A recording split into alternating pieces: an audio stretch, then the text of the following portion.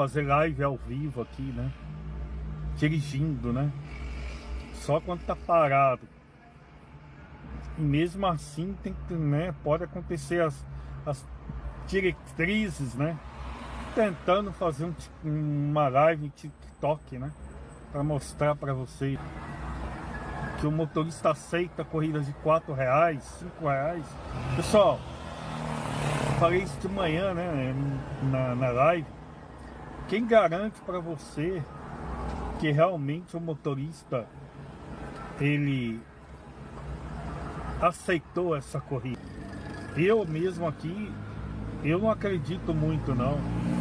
Na hora que aparecem essas mensagens que achou um motorista para aquela corrida de R$4 de repasse, R$5 de repasse.